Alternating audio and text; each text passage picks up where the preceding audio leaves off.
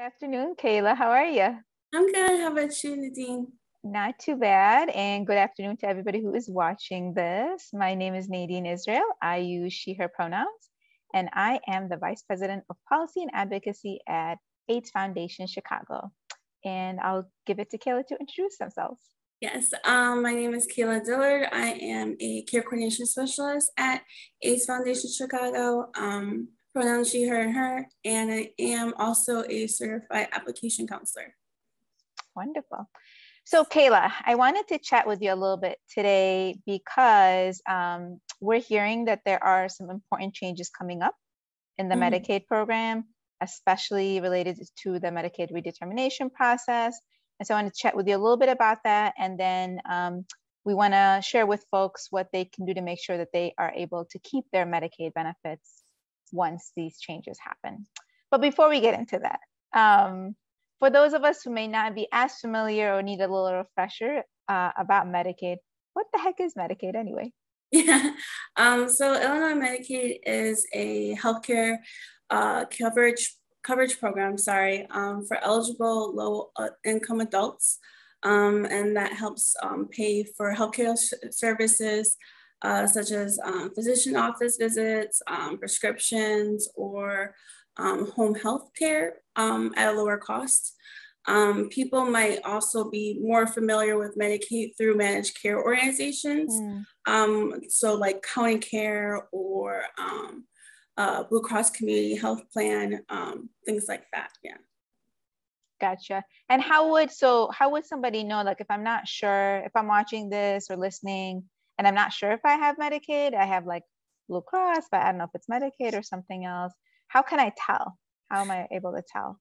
Yeah, if you're unsure, you're free to call the AIP hotline, also known as like a DHS hotline. Their number is 1-800-843-6154. And they'll help you determine if you're enrolled, if your benefits are currently active, if they're returned for whatever reason, things like that. Gotcha. That's super helpful. Thanks, Kayla. Okay, so I mentioned a redetermination process in Medicaid, that there are some upcoming changes related to it that we're anticipating. But before we get into that, what is redetermination and what is it specific to Medicaid? Yeah, so the redetermination is basically how the Department of Human Services for Illinois basically like determines if you're eligible to keep your benefits. So they do it annually. So every year, and they might, the documentation that they request that you send in might vary from like proof of residency or proof of income, things of that nature, just to make sure that you're still eligible to receive their benefits. Gotcha.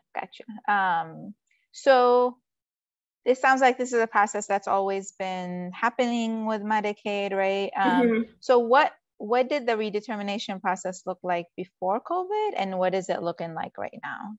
Yeah, so before COVID, it was pretty stressful, honestly, for a lot of folks. I know I had quite a bit of clients that would at times miss their redetermination because they wouldn't get the notices in the mail. Sometimes duplicate notices requesting different things, just sometimes a lot of confusion. Right now it's been on hold because of the public health emergency. So that's been ongoing for the past 2 years. So they put a hold on redetermination. So they weren't requesting folks to submit their proof of income or address change or just things to have like records on their case. Gotcha. So I guess for the last almost 2.5 years now, then redeterminations haven't really been happening with Medicaid. Is that what you're saying? Okay. Yeah. Okay. They put it on hold. And so what impact has that had, do you think, on, so obviously for AIDS Foundation Chicago, we're serving folks who are majority people of color, LGBTQ folks, people living with HIV, people experiencing homelessness. So what impact do you think this pausing has had for the folks that we serve and the clients that you see? Yeah, I think for my clients, it's definitely been helpful because they've been able to focus on other matters that just came up right because of the pandemic. So it allowed them to continue seeing their providers, continue seeing their receiving their prescriptions, which we know is really important, that they follow their medication regimen for their HIV. So yeah, it's been helpful for them for sure. Gotcha. Makes sense. Like less paperwork, less headache, keep your benefits, get your prescriptions, and go to the doctor when you need to. All good stuff. But we know that at some point, I don't know when, but at some point, COVID, the public health emergency with COVID will end, right? And when that happens, we've been told that this redetermination process is going to start up again, right? Yes. And so given that, what should folks do right now to make sure that they are able to keep their benefits, their Medicaid benefits, once the COVID public health emergency ends and this redetermination process starts up again? Yeah, so the state is actually requesting a lot of folks, or everyone that's Medicaid members, to update their address because of COVID. A lot of housing had shifted for a lot of folks, so that to avoid them not missing their redetermination before that starts up again, the state will be able to have updated address. So I can show you. Yes, please. Yeah. Okay. Yeah. Well, so how do they update their address? Yeah. So it's a real quick, easy way to do it. It's just a web link that's basic information, and that I'll show in a bit. And it just asks for the 2 different addresses. And then you just hit submit. So it's super easy. You can probably do it in 30 seconds, if you type kind of fast, that is. All right, Kayla, show us, please. Yes, I'm gonna pull it up right now. Okay, can you see, Nadeen? Yeah.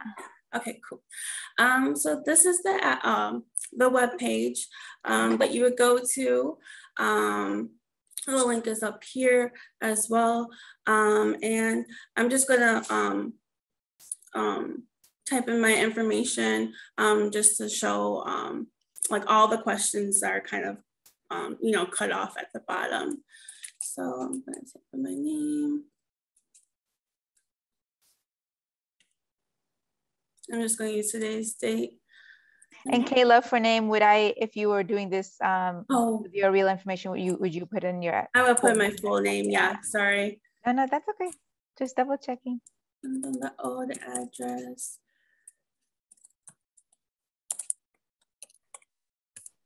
And while you're doing that, Kayla, I also noticed that folks can call a phone number. So if they're not comfortable with going to this website and filling in their information, there's also a phone option where they can call and update their address. Cool.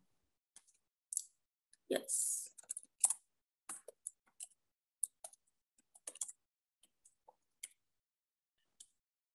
And it looks like from this form, it's asking for old and new.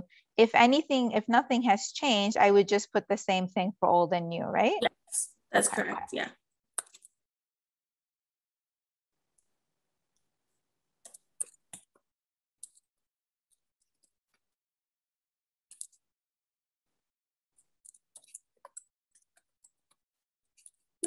Just put in my email address. But just to make note, it's just mostly the asterisks too. So if you didn't have an email address, you did not have to put in, or even if your phone number didn't change, you don't necessarily need to put it in. But if you wanted to, that's fine too, because it lists new phone, cell phone twice, and up here. So.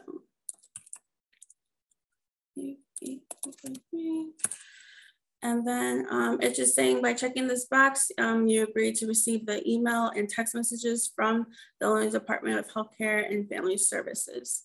So I'm not going to actually hit submit. I just want to show the different information that's being requested on the form. Awesome. And Department of Healthcare and Family Services is our state Medicaid agency, right? Yes, that's correct. Gotcha. And let's see where that number, if I didn't want to fill out this form, that number is at 877-805-5312. And I think from a previous webpage, I think the phone number is only, or the phone line's open from 7:30 to 4:30 in the afternoon. Gotcha. So in case, you know, if you have other arrangements during the day, either call in the morning or something, so. Gotcha. One more question, Kayla. So I noticed that the phone number at the bottom of the form and the email address are optional, like I don't have to put them in. What would you say, if I'm comfortable putting them in, what would you say are the benefits for me doing that as somebody on Medicaid? I think it's just to really be more in contact.